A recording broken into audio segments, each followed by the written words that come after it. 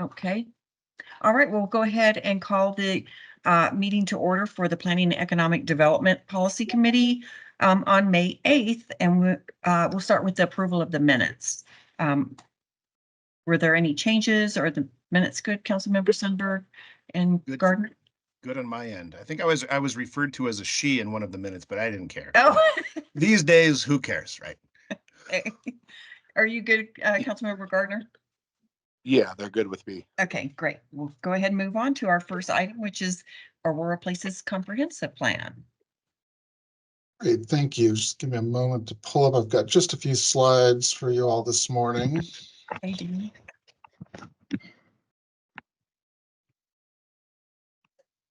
And want to welcome everybody who's joined us this morning as well.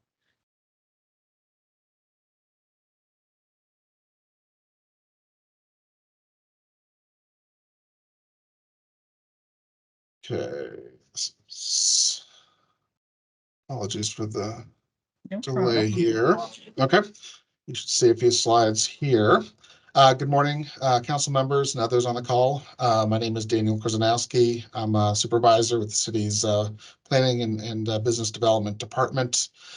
This item is an update on the city's Aurora Places Comprehensive Plan.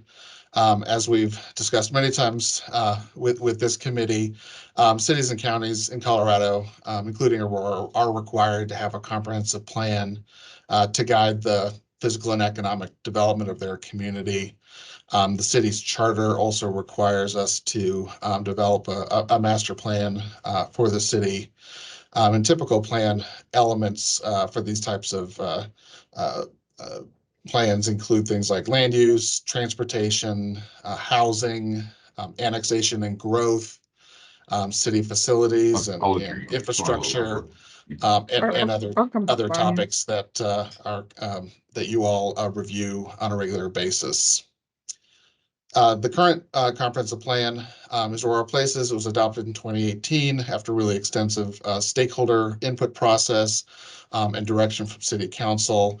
It was adopted and we use it every day, every month, in a variety of ways that I'll touch on this morning. The plan addresses all of those major topics, those required topics of land use and transportation, et cetera, and really organizes them around these 7 guiding community principles. These are broad ideas, but in the plan itself, it goes into more detail on how these themes and these principles are applied to shape growth and development of various parts throughout the city. We do use the plan in a number of different ways. First and foremost, the plan really does tell Aurora's story and share its vision for how it chooses to grow and develop and redevelop over time in both commercial areas, neighborhoods, and established areas of West Aurora and the growing developing areas of East Aurora. But the plan itself serves more purposes than just telling our story about sharing our vision. It does have some other more tangible uses, including it is a tool to really evaluate and inform development proposals. For those of you who are on council, or I see some planning and zoning commissioners here, this conformance with the comprehensive plan is something that you regularly see in your staff reports for everything from rezonings to site plans to master plans and so forth. And the plan really serves as that basis, as that anchor for our entire regulatory framework, zoning, development standards, and other standards that address how development is laid out, how people move through our transportation system, what types of land uses in terms of density and intensity and so forth. And that starts with Aurora Places and then is codified in a number of different ways.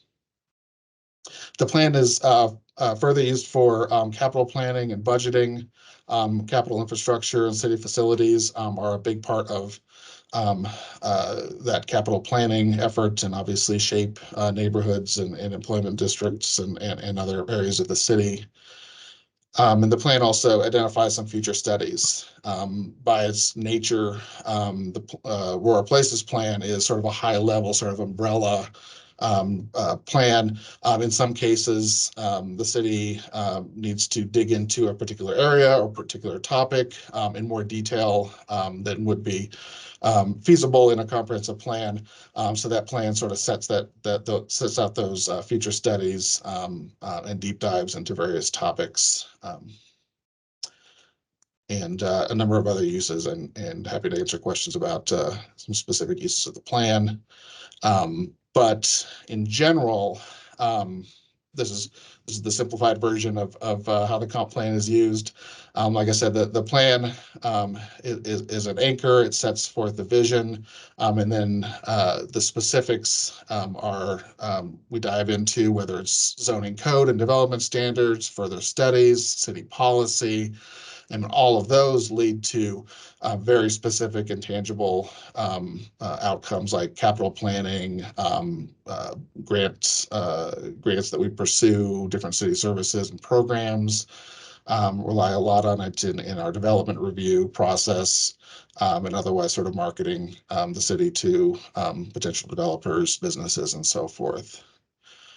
One, I guess, example of this sort of flow, it might be our 13th Avenue stationary plan and urban renewal plan, which is underway. The Aurora Places plan identifies our transit corridors and our transit station areas as key locations for development, for multifamily development and reinvestment.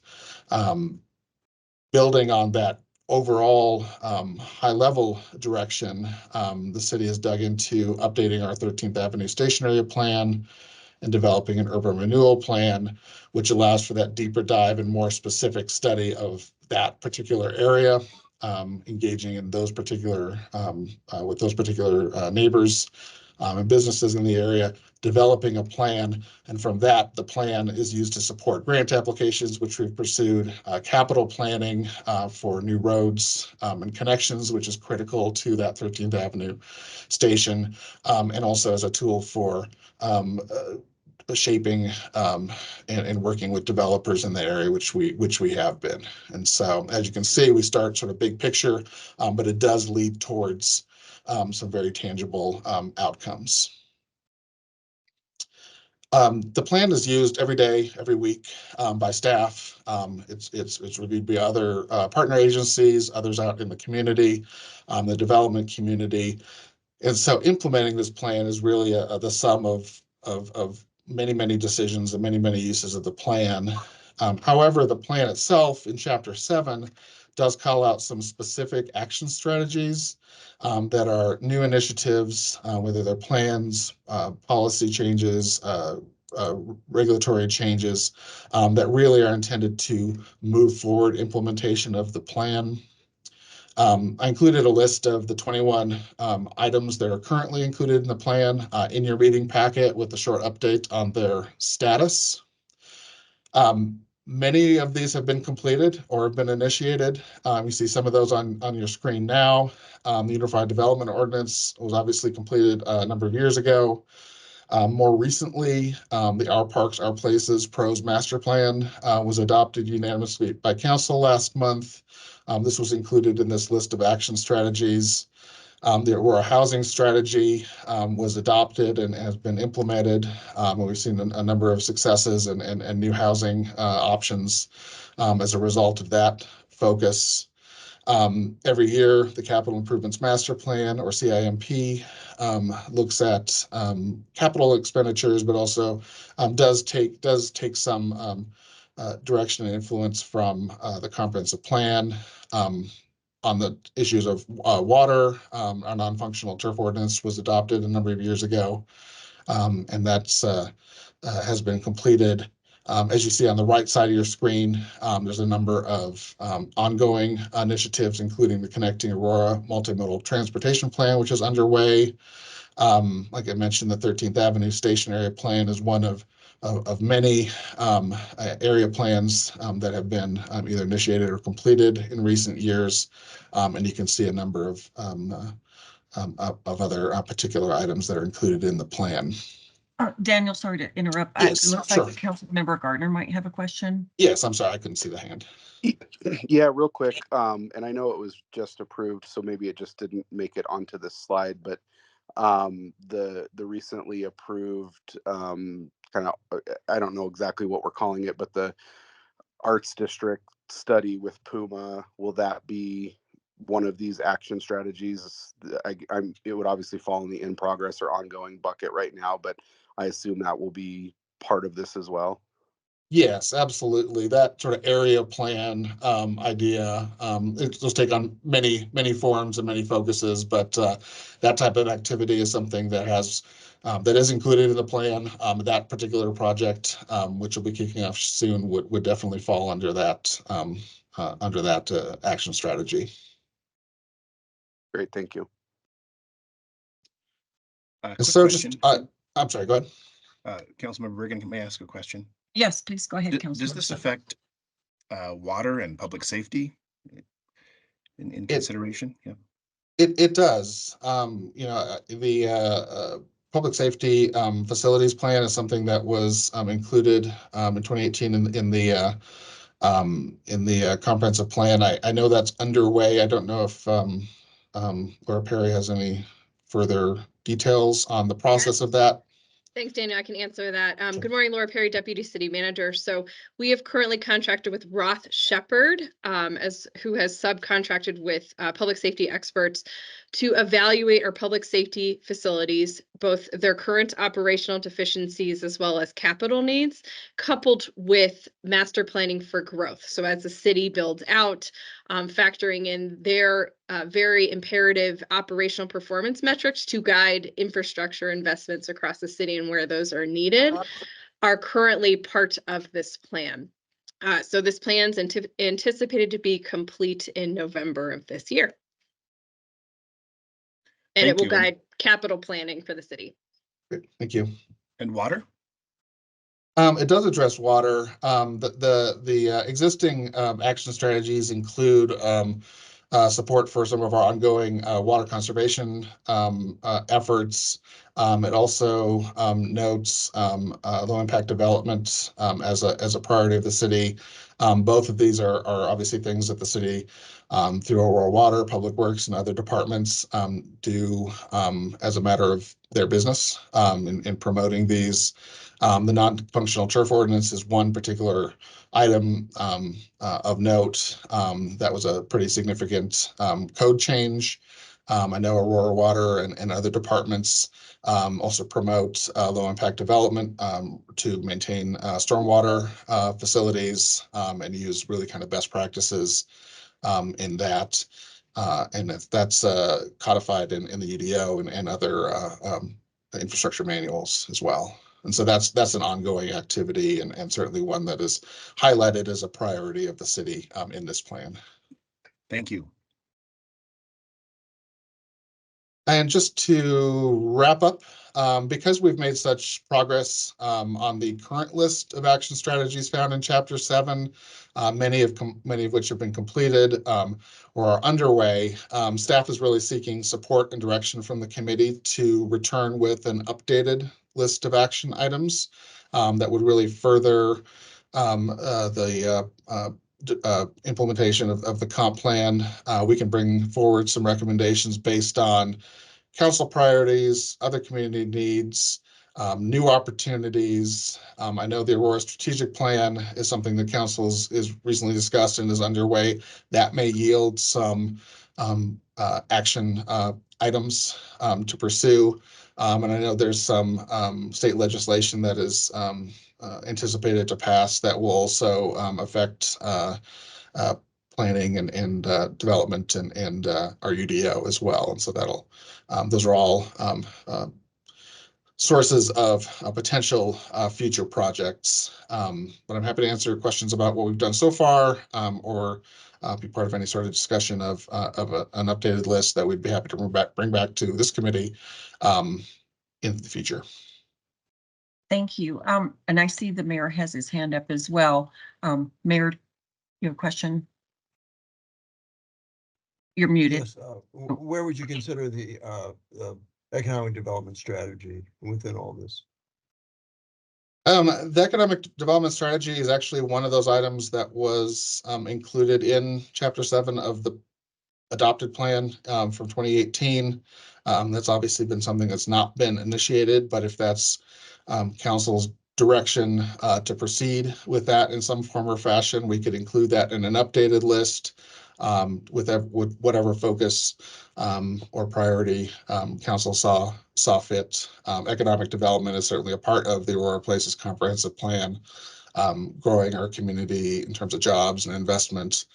So it would that type of activity would definitely fall into the scope of a future potential item. Thank you. And I would add also that retail strategy, I know we're having individual meetings with council members right now, but we did have a presentation, just high level at the last PED. So when you're making these changes, and we're going to redo the whole comp plan, is that, sorry, I was fielding calls. No, that's all right. And that's a great question. I think what staff is seeking direction is really exclusive to Chapter 7, which is those list of action items, further studies, code changes, et cetera. I think that we're not recommending a sort of a wholesale revisiting of the plan. I think a lot of those policies and priorities continue to be the city's policies and priorities and continue to be supported by council. If that were to change, that would require sort of a more wholesale review of it. But really, I think we're focused on implementation at this point, taking those ideas and putting them to action. And that's what we're seeking direction on. Is really exclusive to Chapter 7. Well, I guess I saw it a different way, and I don't know. I think council members or Mayor Pro Tem Savonic maybe also thought as we were doing the strategic plan that we were going to actually rewrite the comp plan, the Aurora Places, because there is some well, I shouldn't say inconsistencies, but there's some things that we probably would like to take out, put in terms of, strategic vision. Sure. I don't know. Go ahead, Jane. Sorry. If I may, Councilmember Bergan, Janine Rustad, Director of Planning and Business Development. Updating a comp plan and to really open the full thing up is a huge process. Dan, I wasn't here for this one, but the public engagement, because this is our 30,000-foot look at this city. So we want to make sure we're hearing from the public in that. And again, it's a guiding document. The hope is that it lasts. I know in this one it says 5. My background as a comp plan is 10 to 15. So if council does wish to look at the comp plan, my request is, especially given the next presentation, that we talk about the timing, because this is something that we would be doing mostly in-house. And I think that the next presentation on housing is a very high priority that needs to be addressed. Okay. All right. Thank you. Councilmember Sundberg. Yes, thank you. Thank you for this. You mentioned the economic planning of this. It was in 2018. Is that correct? The plan was adopted in 2018. The entire Aurora Places Comprehensive Plan. Yes. The strategic economic aspect of that, has that really been tweaked or really looked at since then? We haven't updated the plan or done sort of a wholesale change to that since 2018. Obviously, we continue to monitor growth and development and local economy since then. Okay. But haven't updated the plan. Thank you. My point is 6 years ago. That's quite a long time. There's been some head spinning and continues to be head spinning action in Ward 2, and really the future of all of what you're talking about is in Ward 2, with some infill here and there, and you have to factor in and consider a lot of things. 6 years ago, what did we know about data centers, and where would they commit and how many would commit? Energy, solar farms, defense, aerospace, entertainment, right? As I represent this ward, and of course I respect all of the partners, and I don't want to step on any toes or create any defensiveness here, because that's happened in the past, but we all need to work together and have a clear vision, and just kind of all of us maybe bend over the map and take a look down at what's here, what's there, what do we want right here? We're lacking in entertainment here, and if there's entertainment, does it still need to be top secret? or can we allude to these things? But I still feel with this general rural places thing, and that there's a lot of good things in it, that we still lack direction and just review with respect to Ward 2. So I feel as if we need to revisit this ward specifically, because 20 years from now, we look back, did we get it right? Did we miss something? Do we have only the same eyes upon it? Would a fresh set of eyes tell us something different? Can we not see the forest for the trees? So I'm just saying, I would like a little more reassurance of what we want this ward to look like in 5 years, um, more specifically. And I don't know if that's the AEDC, that's working with planning and public works, but what do we want? And we can't miss it. We have a tremendous opportunity here. So I'm just calling on the forces that be to maybe come together, and let's just review what we want for this ward. Very good points. I think all of us feel, that Aurora Places, it's a good guideline, or, guiding principles of where we want to be. But I mean, I do agree we need to have review it. 2018, that was actually, a long time ago, that I think, as you said, Janine, it's a lot of work. But I think we as a council probably are wanting to make changes in it. So whatever process that's going to take, maybe you could just come back with what steps we would have to do, because you mentioned public engagement and so forth. So maybe come back with some ideas.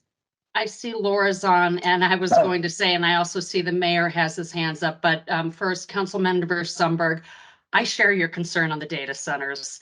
Land is cheap, but we want it used efficiently. And we want data centers to serve Aurora businesses and maybe a little of the regional, because we're a regional player, but we don't want to be the farm for them. As for updating the comp plan, we can outline a scope, something of this magnitude. I'm looking at Laura and see if she makes a face at me. We may need a consultant. So this may be a 2025, but we can absolutely start even thinking of some alternatives, getting more information from you on specifics, and again, come forward with alternatives. Yeah, that'd be great. Before we get to the mayor, yeah, if maybe even if you meet individually, like we're doing with the retail strategy, just meet individually with the council members on the Aurora Places and get their feedback, and then maybe that will help figure out where we go from there. So, Mayor, go ahead. Oh, just very quickly, Dan, I thought you said worse to the effect that an economic development, the plan was what is adopted in terms of developing one, but one has not been initiated. Am I interpreting that correctly? Yes, the idea of economic development, business growth, et cetera, is included in the comprehensive plan, that overall vision. That deeper dive or development of an economic development strategy itself has not been initiated. I know that's something that's been discussed by council over the past 12 to 18 months. But that's not something that has been initiated yet, but would certainly be something that would be one of those sort of action items, one of those sort of further studies that is envisioned to take the general ideas of the plan and make them much more tangible, much more real, much more specific. All right. Any further questions from council members? Okay. Thank you very much, Daniel. And we'll go ahead and move on to the housing UDO audit update by Janine. Thank you, council members. Janine Rustad again, Director of Planning and Business Development. You'll have to excuse me. I think the wind is causing allergies, so my eyes might water. You're not making me cry. And my voice, I sound like a frog right now, so apologies for that. But thank you for giving us the time to present this. And I want to start with pointing out the council goal, which is for this item, which is to continue to plan for high quality neighborhoods with a balanced housing stock.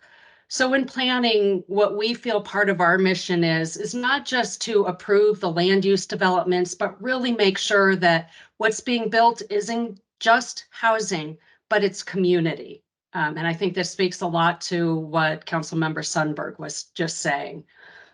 So with that, we have been getting requests from several developers. I know council's getting the requests. Our housing and community development would like to look at the housing section of the UDO to see if there's more that we can do.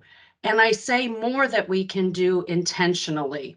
So we've outlined a task 1, and task 1 is really the investigation and research. And then a task 2, or excuse me, not task, a phase 1, a phase 2 would be UDO amendments, if any. And the reason why we are breaking it out this way is, as I mentioned in the previous presentation, that this will be done in-house. And to amend the UDO, you have to have current planning involved. And that is because current planning, they're the city's experts on the code. And while you may say, oh, we just need to tweak, you being the amorphous, not you individually, you just need to tweak this definition. That definition tweak can have repercussions, say, in design standards, parking. We have to see where that goes with the legislature. I know they've amended that bill, but they know the ins and outs, and they know that what the challenges will be with implementing. And right now their focus is 1, timely development review, and 2, the process updates that came out of red tape. So we're trying to balance getting this started with allowing them to get through at least that process part. So with this task 1, the first deliverable will be convening a small group of stakeholders to go over this scope. This was literally about a 30-minute brain dump of mine to make sure we could get this on the agenda. But it is something I've been thinking about and talking to the managers about, because as is in the outline here, we know there's a housing crisis. So once we review the scope, get a timeline, we're already starting some of this work, which is the good news. Task 2 is UDO summary. When the UDO was adopted in 2019, there were a lot of changes made to allow a lot more flexibility in small lots and smaller lots. That said, when I came in, I've said this code is a living document. It will never be static. So given everything that's happening, a lot of research and best practices out there, we'll first start with summarizing what we've done. And then since 2019, Asia in her presentations has mentioned the number of applications that have gone through the system and been approved. So we want to highlight those, the number of dwelling units approved, but then also compile a list of the adjustments that have been requested. Now, I know adjustment sounds scary, especially to the development world, because those typically go before the Planning and Zoning Commission. It's important to note that the notice requirements for Administrative and Planning and Zoning Commission are the same. What's different is if you want the quick, easy way to development approval, you follow the code. An adjustment means you're not following the code, so then the city needs to make sure that its needs are being met, and it becomes more of a negotiation, a back and forth, and that can take longer. It's not just planning, it's public works, it's water, it's everybody. And it's, again, getting at building community, not just housing. So, but itemizing the adjustments will help us see where the pain points are. We've addressed some that kept, if we see things that come up continually, we address those immediately. And one was in multifamily housing, the building entrances. It was either last year or the year before. But also, honestly, yes, there are pain points, but the adjustments, again, help us keep good community. But the code is working in probably 95+% of the cases.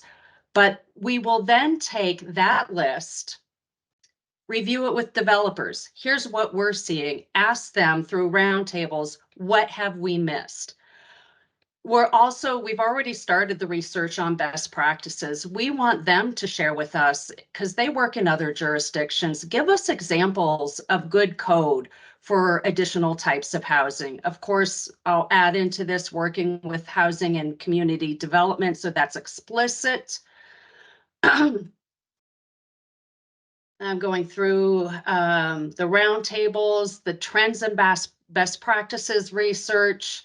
This will also, in task 4, help us identify anything more that we need to do to comply with Proposition 123. If you recall, that has a 90-day expedited review for housing development that includes 50% or more affordable housing. That's defined in statute.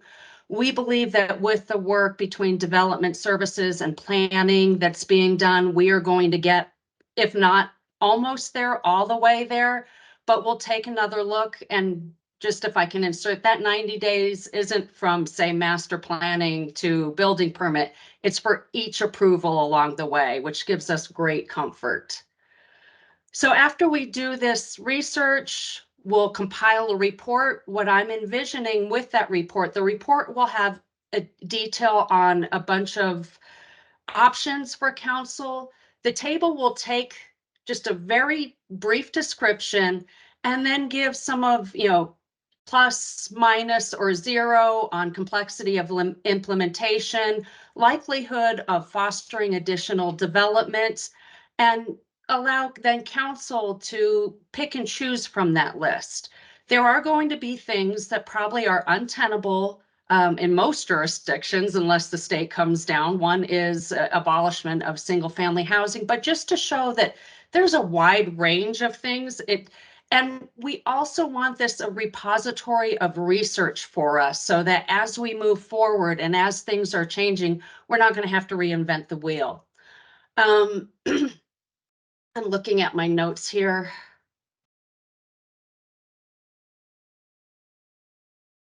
Once we get council direction on, oh, that's what I'm missing. If along the way we do discover there are what I'll call just tweaks to the UDOs, things that are easily low-hanging fruit, we won't wait for phase 2. We will bring those to you as we have staff available to draft them, but those will be addressed. And maybe even working with the development community, we can somehow partner. But again, the final review of any UDO changes needs to be the current planning team. So once we get through this phase 1, we'll outline phase 2 based on council direction and start public engagement on those changes and drafting those changes. So that's the proposal. And the question being whether you would like us to proceed with phase 1. Thank you, Janine. I know we have a lot of developers, I believe, that are on the call today on the meeting. I want to open it up to council members first. I do think we have a few questions from some developers on timing. But I think I hear what you're saying in terms of making sure that we're considering all the changes that are happening at the state legislature. Certainly, you said elimination of single family housing. I think if that happens, we're suing the state, but right, Mayor? So no, I appreciate it. I think we, when you said if there are small tweaks, we might go ahead and move those forward. When you say roundtable, you're trying to do that pretty quickly, right? I mean, yes. So if you say yes today, we'll get on scheduling that small group for task 1 to refine the scope, and then start looking ahead, because we're getting into summer and schedules get more difficult. To get the first roundtable to review the amendments that we've seen and ask about best practices and input on what we should be investigating from developers. So those, I would imagine, the first one hopefully happening in the next couple weeks, the second roundtable, say 3 weeks out. Okay, very good. Councilmember Sundberg or Gardner, I'll start with you guys first if you have any questions. I'd like to yield my time to a developer, maybe such as Chris Fellows, but he might be short on words and have nothing to say. I don't know.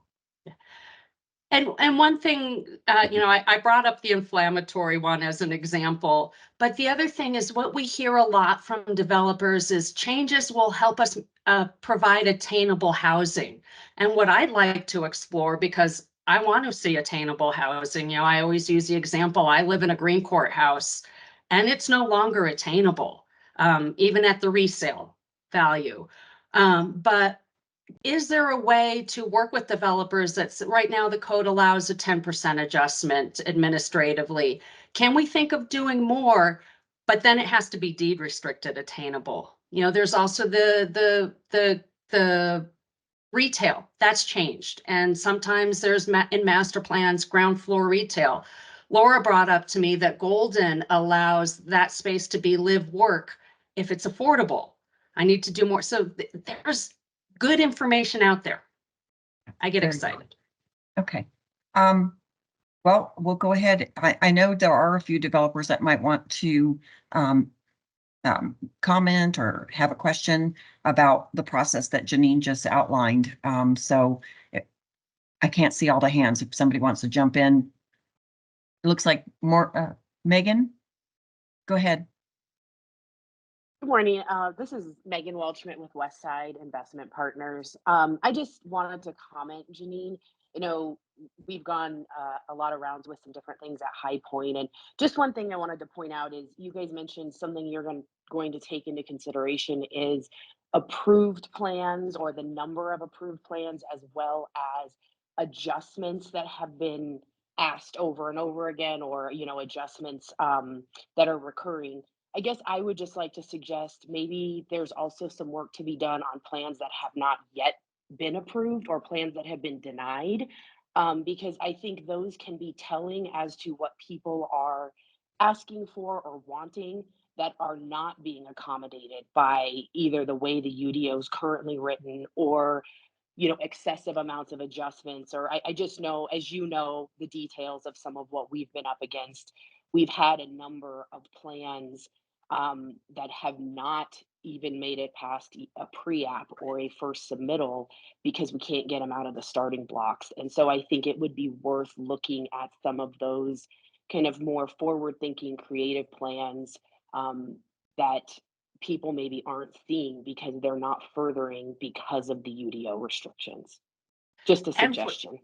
And I appreciate that. We may need your help more in that, because what we're planning on doing is pulling data out of Amanda and such. So where we have the recorded, I'll have to talk to Jacob to see what we have on pre-apps that didn't go forward.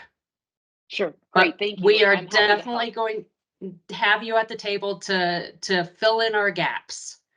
Great. Thanks, Janine. Before I go to Steve Coffin, so Janine, on that, you're going to, like, everything that goes to Planning Commission, for example, you'll be able to see, like, basically which ones are repetitive, right? Yes. Okay. Yeah. All right. Steve Coffin. Oh, you're muted. You're muted, Steve. You know, Teams does that to me. It keeps muting me even though. Oh, you're muted again. I know, and I'm not touching a thing. I may end up having to put this in the chat. Let's try this one more time. Anyway, thank you, Councilwoman and Janine. This is really exciting. I'm really thrilled to see the city doing this. I would encourage you, as you know, my client AIMCO out at Fitzsimmons has run into some challenges with the fee structure for the city, kind of disincentivizing density and being geared more towards suburban kind of development. And so we've been working through that with the staff. The staff has been terrific, and we're addressing the challenges that we're facing at Fitzsimmons. But I would encourage you to take a more systemic, broad look at how this city might be encouraging or discouraging density in places where you want density. So I would hope that that's something that could be included in this analysis. Very good. Janine, do you Laura, want to? I was going to defer to Laura because I know you've been doing some work with the other departments on fees. In relation to Fitzsimmons, Yeah, and the master plan update. So see, we can certainly take a look at that in regards to density, and to the points you made. Good. Okay, I don't know if I Thank see any you. more hands up. Chris Fellows, you're really quiet. You can put your hand up.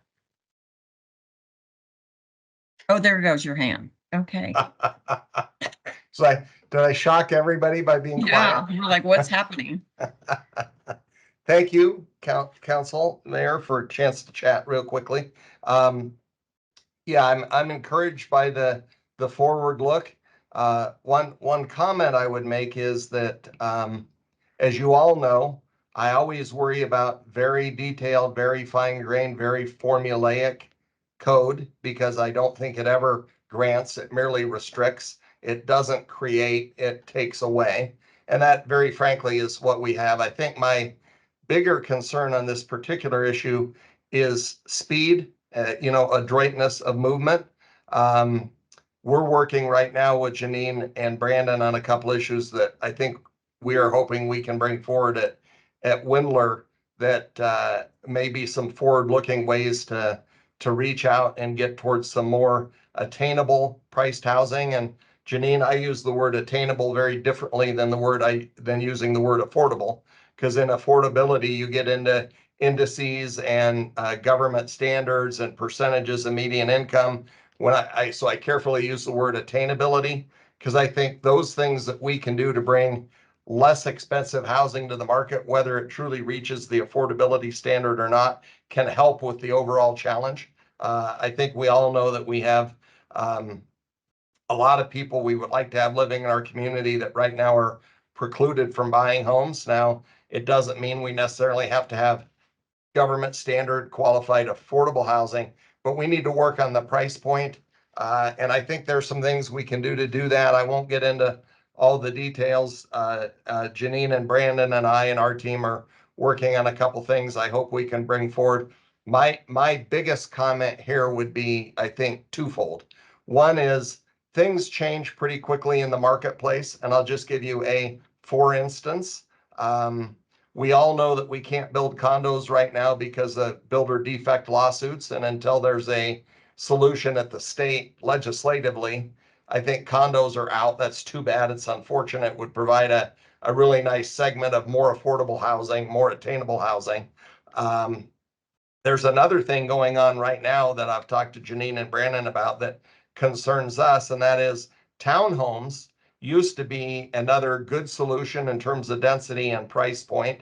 Townhomes, a lot of builders are exiting the townhome market right now for a couple reasons. Again, the builder defect, the class action lawsuit thing, and just the pure cost of insurance is going up. On a couple of our projects, insurance has gone up almost $1,000 per unit per year on some of our townhomes, so the overall costs are high.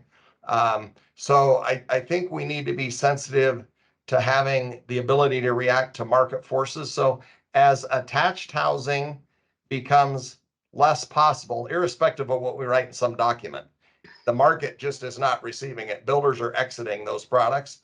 There are some smaller format detached products that are probably able to be brought to the market in a desirable way, in a way that I think you all know I am very concerned about how the street looks. So one of the little teases that we've handed into Janine and Brandon is achieving attainability and affordability without sacrificing the street, we call it, right? Because I still think the street has to be important. We don't want to be building modern slums. And I think you all know I'm passionate about it. But there are techniques that are available right now today to build detached housing. Basically, they're pull-apart townhomes, right? So they're detached, but they're smaller format. But there's some things we need to adjust in the code to bring those to bear. So my comment here is we need speed. We need adroitness to solutions because the market changes pretty quickly. If we can react pretty quickly, we can take advantage of those market opportunities. If it takes a year to get changes in code, the market will have moved again.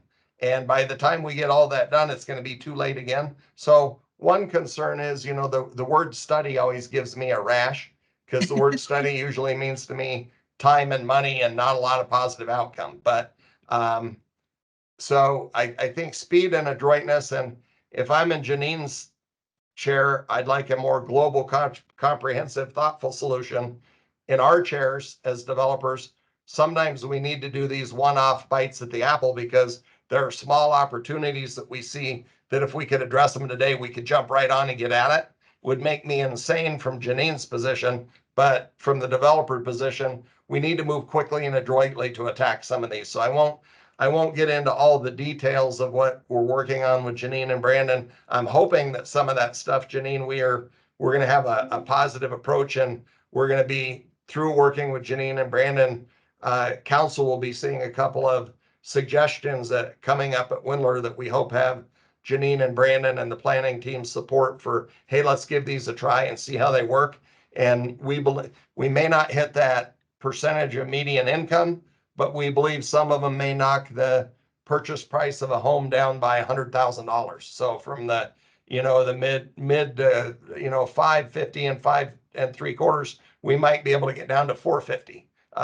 Dramatic change in terms of attainability anyway. So sorry, well, you knew when you asked me to talk, it was going to be a little bit of a chat, but those would be my quick thoughts. I hope that we can have a combination of comprehensive looks with Janine and her team need, but also some of these issues that deal with, a certain product type, a single family detached product type, moving a duplex type in a different category, whatever it might be, that we might be able to deal with some of those quickly and uniquely and kind of on one-offs, because we need that speed and we need that adroitness to address the market and bring that product to the market so people have opportunity. But anyway, that's more than my 2 cents worth. Thank you for bearing with me.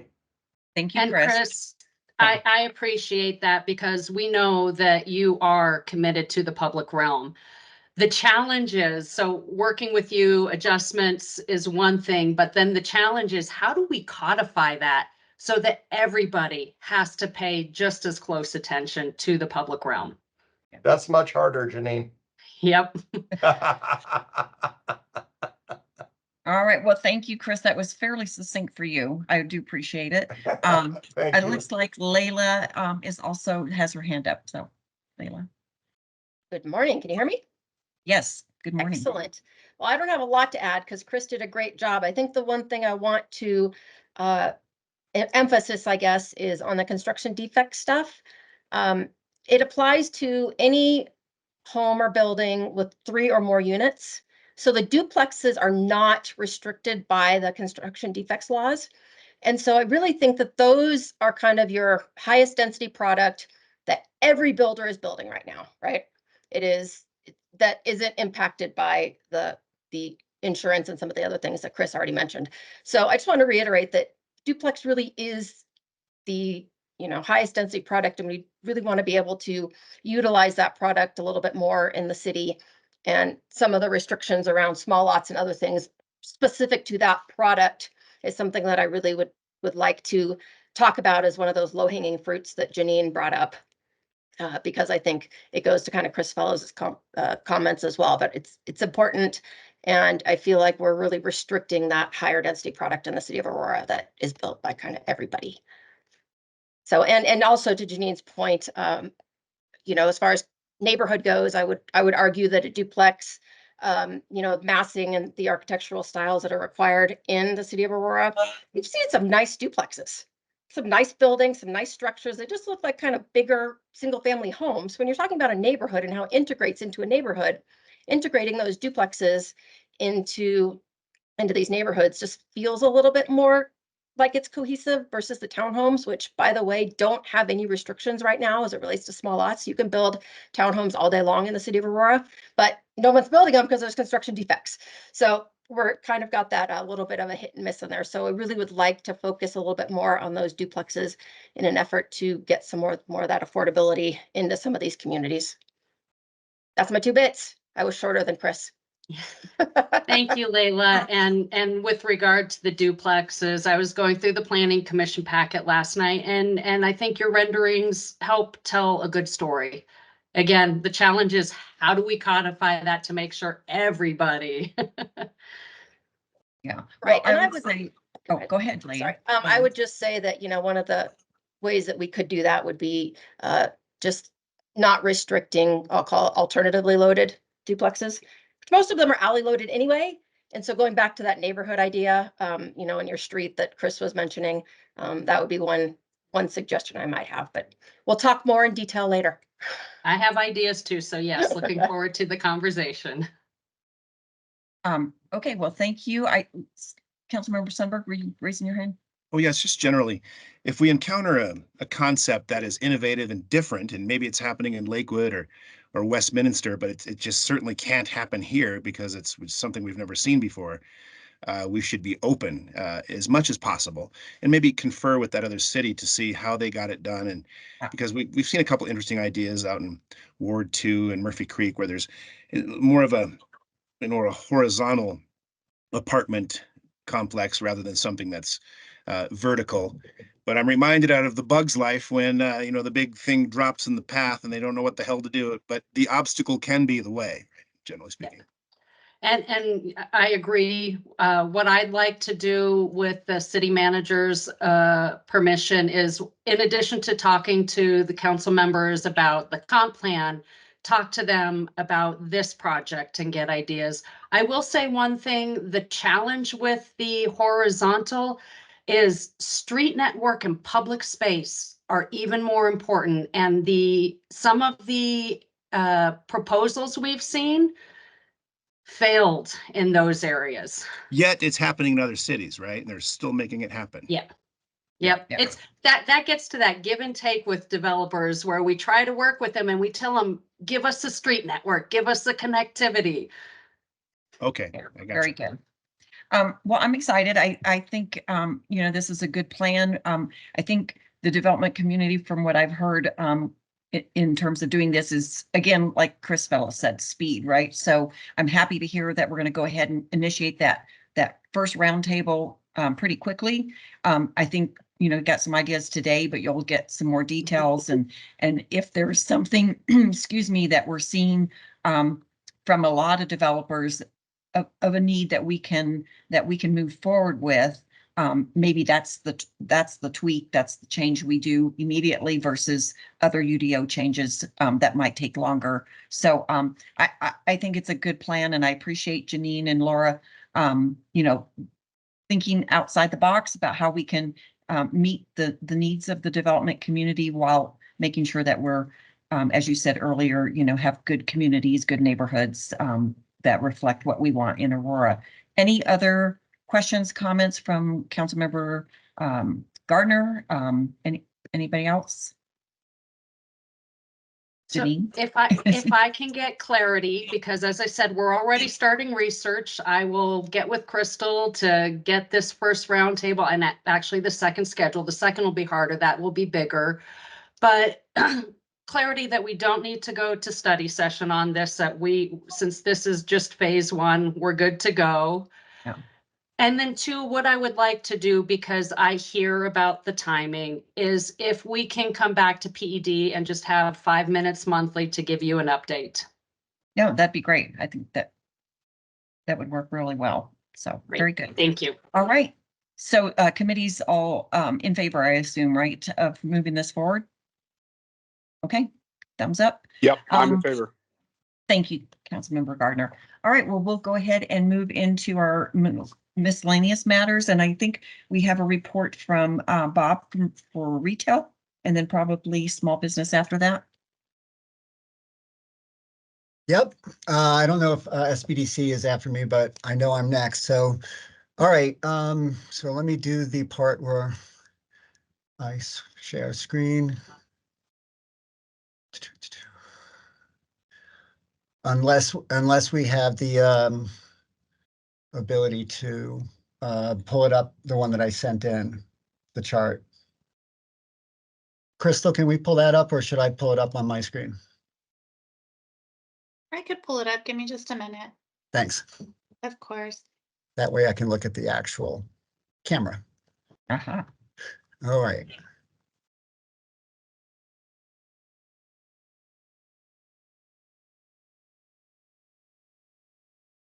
There it All is. right.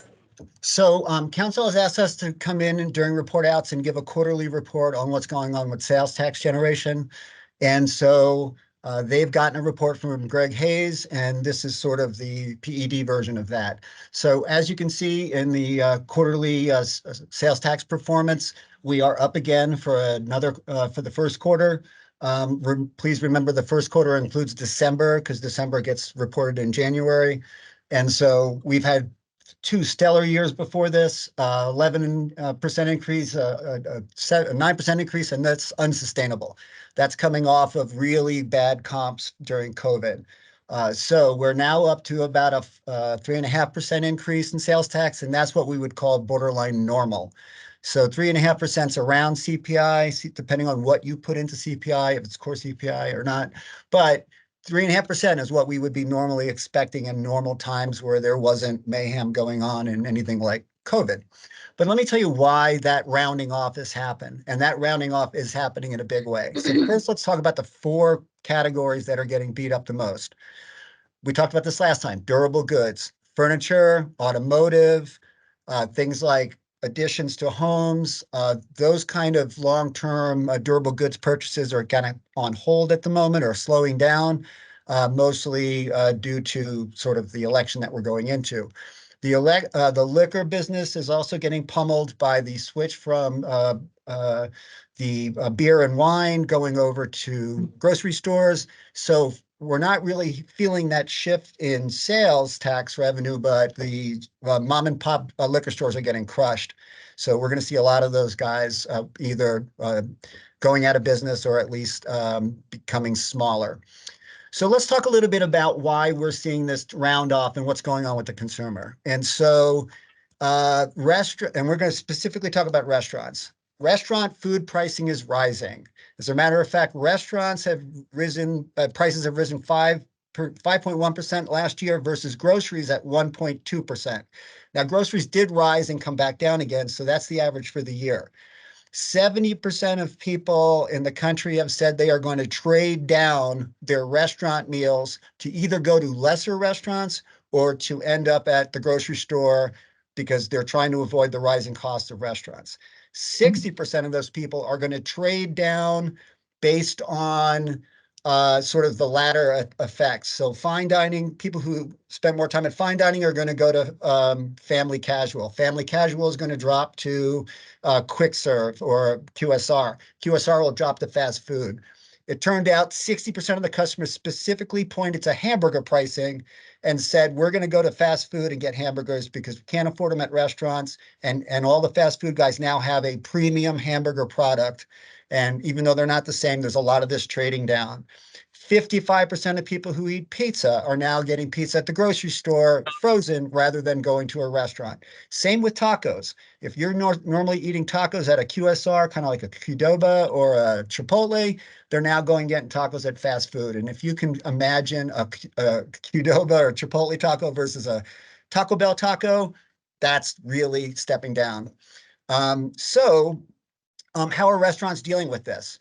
51% of restaurants surveyed, and this is on a national basis, are now starting couponing and discounting to try to get people to come into their restaurant. It is the best way for them to introduce people to a new restaurant, and over 50% of people said they would try a new restaurant if there was a discount or a coupon. So that's called customer acquisition, and that's a relatively inexpensive way to acquire customers. But the one trend that I found fascinating was this trend of people cooking at home. And the whole big deal is about finding recipes that are recipes coming out of a lot of the videos where people are showing, like restaurant operators are showing you, how do we made this meal? Here's all the ingredients, here's how we did it. So they're getting recipes and they're going to the store, buying the ingredients, and then making it at home. If they ever got anything from HelloFresh or any of those delivery places, they have the recipe, they have all of the amounts that they're supposed to use. It was all set up for them. All they do is go to the grocery store and buy the same ingredients for half the price. They already have the recipe. And then there's this trend about imitating what the restaurants are doing. So actually watching a video and trying to do exactly what they're doing on that video. So this is all a way of saving money. This is kind of one of the things that happens when people start getting nervous. And then right now we're in a very nervous time. And when things get nervous going into an election, people pull back because they just don't know what's going to happen. Generally speaking, in this election, half of the country believes most of the country believes that this election is going to change something. And so therefore, people are simply pulling back. So that's what we're going to see probably until the election. So we expect a rounding off of sales tax generation, and the restaurant business we are concerned about. So that's the report out. I'm not sure if we take questions on these, do we? We can take questions. This is very depressing, though. Thank you, Bob. Oh, it wasn't meant to be depressing. Things are still good, but we just need to keep an eye on this because, and Greg has this great saying that's a famous economic saying, it's very hard to grow growth. And so if you go 11% and then 9%, I mean, those are stellar numbers. You just can't keep repeating those numbers. But a 3.5%, 4% increase isn't bad. It's just running with the economy in general. Great. Okay. Councilmember Sundberg, since you own a restaurant, do you want to make a comment or you have a question? Oh, thanks. Yeah, I see some stagnation for sure. And, sometimes as a theme for us, it's good to be a sports bar, right? Look at the Nuggets, look at the Avs. But we're finding out there's only so much money that people can spend in these celebratory events. I think as I have a 24-year-old daughter who's a foodie, she is, to Bob's point, cooking more at home and was watching a video on how to make a ribeye steak last night in my kitchen. And the couponing thing is tricky. I think customers treat those like crack. They bounce from one restaurant to the other with the best deal, and you just hope you can lure them in for some type of long-term relationship. Yeah, I agree. Couponing in general is the devil because you bring in a customer that is mostly looking at the coupon, but a certain percentage of them might be impressed enough to come back. But we generally don't recommend couponing as an ongoing marketing term. But in times of need, sometimes if you're trying to drag people in just to get them to see your place, it's one of the things that they use. And the national chains did it big. If you went to one of the national chains right after COVID, they were discounting like crazy. I mean, there were $10 meals that you could get, full burger, fries, unlimited soda, $10. And you're like, wow, how are they doing that? And it wasn't about price. It was about just staying alive. They just wanted to churn. Yeah. A burger, regular. Oh, Go ahead. I'm sorry. I just want to say a burger, a regular fries, and a regular soft drink at Five Guys. Five Guys is nearly $24 for those three wow. things. And that's more expensive than we are. That's crazy. It looks like Councilmember Gardner has a question. Yeah, not a question, more of a comment, and a lot of the folks on this call have heard my thoughts on this. But Aurora, for a long time, our development was so focused on rooftops and strip malls, and really centered around retail development, retail sales tax, and I think this conversation really demonstrates why pivoting away from being so solely focused on retail sales tax, why that's important, why developing, especially in the northeast corridor of the city around commercial and industrial, why that's so important, because it is going to be a lot more recession proof. It's going to be a lot less dependent upon consumer changes in consumer behavior. And I think we've all heard some of the younger generations, they're a lot more interested in experiences than they are in buying things. And but this certainly concerns me. Anecdotally, the other day I ordered, and it was delivery through DoorDash, and I get it, that's expensive. But for me and my three girls, I ordered Chipotle delivery the other day, and it was $106 for the four of us. And I have three little girls. For $106, like, that's bonkers to me. And so it really concerns me. But like I said, I think it demonstrates why, for a lot of reasons, why we really need to be strategic in our development away from just retail. And I know, Bob, that's kind of your bread and butter, but and retail certainly will continue to play a role in what we do going forward.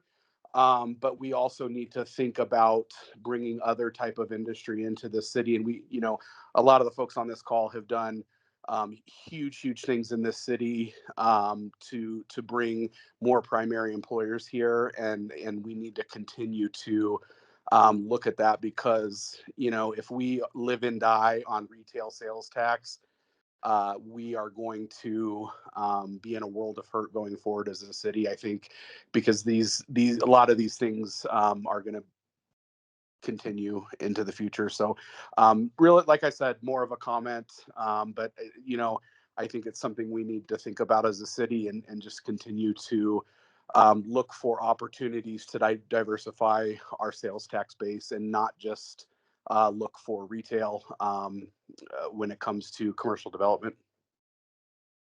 Good point. Yeah, yeah, we agree. We are one of 4 groups that in economic development that we focus on sales tax, but all of the economic development folks that focus on jobs and are important. We do generate a lot of jobs, but they're entry-level jobs. So working at a restaurant's a great way to get started, but in some cases, that's not necessarily a career unless you can get up into management. And so, yeah, and whenever we have a commercial building come in, obviously we're getting building material revenue or taxes from that. So it all adds up. Okay, any other questions for Bob before we move on to other reports? is Brad asking a question? No, I texted him. He's going to do an oil and gas report. Okay. So we'll, why don't we go to Brad first? I know we still also have small business. Thank you, Councilmember Bergan. I just wanted to promote one more time the vacancies we have on the Oil and Gas Advisory Committee. We have 2 citizen vacancies and an industry vacancy. We have a deadline at the end of the day today to apply, and go to the city website, auroragov.org, and search on boards and commissions. You can scroll down to Oil and Gas Advisory Committee, submit your application. And we have a meeting next Wednesday where we will, the plan is to interview the applicants for the vacancies, and then forward it on to City Council for appointment. So that's all I have today. Thank you very much. Appreciate it. So you said today's the deadline to apply? Yeah, today's the deadline. And the City Communications Department has done a great job of promoting our vacancies, and they've been doing some work to encourage people to apply. Do you know the status of applications? I kind of heard through the grapevine, maybe one application has been submitted, but they go directly to the city clerk. So tomorrow, I'm going to find out from the city clerk's office who has applied. And yeah, well, I was just thinking, because if there are no applications and your deadline's today, does that mean you get it extended, or? Well, the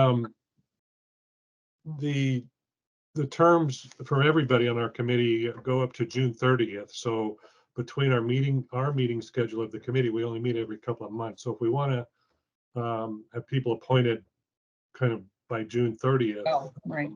But if we don't have any applicants, or applicants don't turn out, we can always extend the deadline again. Okay, very good. All right. I'll try to remember to put it on my social media. Okay. So, thank you. Okay, thanks, Brad. Marcia, are you doing a report? I think it may be Lori Warmer today. Oh, okay.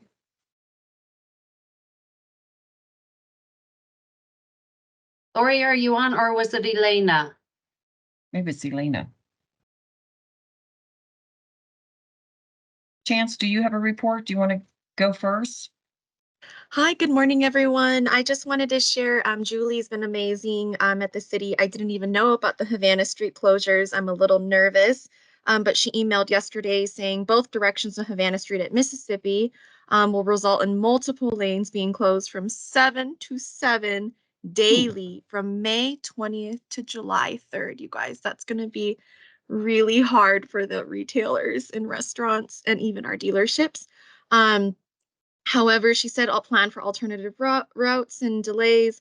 All left turns will be prohibited. Bypass route for avoiding this intersection to use Peoria, Dayton, Alameda, and Jewel. And so summer months are pretty busy for us. So it is kind of sad to hear that. I have some good news. Shamrock is officially opening. They have a hiring event this Friday, May 10th. They will be doing it from 8 a.m. to 4 p.m. interviews. And then their starting pay starts at $18.50 an hour with comprehensive benefits for full-time employees. They're also welcoming walk-ins and on-site interviews. Nana's Dim Sum and Bao, I'll put that in the notes. They're hosting also their grand opening that Friday. Anyone that comes in from 5 to 7 that's 21 and over will also get a complimentary cocktail. I invite all of you folks because you guys are big people on how this happened and getting Nana's and Dim Sum in Aurora, many of the people on this call. And so if you'd like to join us to celebrate, please email me and I can email you direct details, but I can also put something in the chat. And then lastly, we will be supporting it's up for vote this upcoming Thursday, but our stakeholders actually brought Havana Street Pride to the Stampede. A lot of the LGBTQ plus community are sad that they can't, we have Aurora Pride and at the reservoir, but it's in August, and a lot of them are disappointed that it's not in June, the Pride month. So they are hosting it on Havana Street on June 2nd. From 12 to 5, it'll be family friendly with festival, like kind of scene and activities. And then 7 to midnight will be like burlesque and drag shows and 21 and up. And then of course, we're moving into our summer months. So we have lots of giveaways for Mother's Day, Father's Day, and Eat on Havana Street on our website. However, we also will have our first night market at Lisa Kaya on June 29th from 6 to 10. It's been kind of a really fun destination event. I know many staff members on the call have actually checked it out and are really supportive. I know Janine has been there in the past at some of the other night markets last year.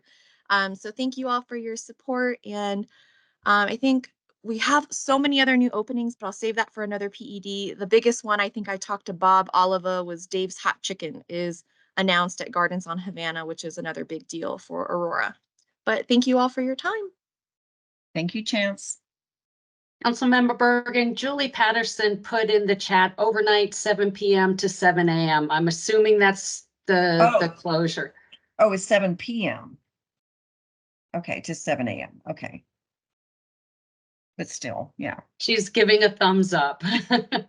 Did not want that to go unnoticed. Thank you, Julie.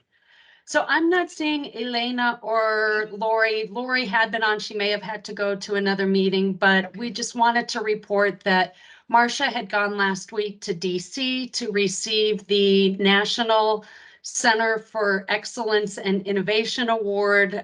She said it was an amazing trip, that even when she checked in the hotel, they're like, "You're the winner." Oh. And then last Thursday, administrator of the SBA, Administrator Guzman, was in town. There was an award center in addition to our award. Of course, there was Achieve Fitness, who got the National Small Business. And then for the Wall of Fame, our own Ricks was recognized. We then went over to the Stanley. Thank you for the mayor for joining us. We wish the rest of you hadn't been in DC. Guzman was taken to a few of the small businesses there, and I can say she was just such a fine example of leadership, the way she spoke with all the business owners, the entire SBDC team, and really engaged with everybody. And it was a very special day. So thank you, council, for your support. Without that, we would not be where we are. Well, that's wonderful. Extend our congratulations. Okay, any other reports? Any going once, going twice? All right, I think that concludes our meeting. Our next meeting is scheduled for June 12th. So everyone have a great, Mother's Day weekend. Don't forget your mommy.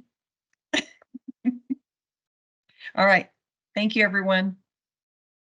Have a good Bye. day. Thank you.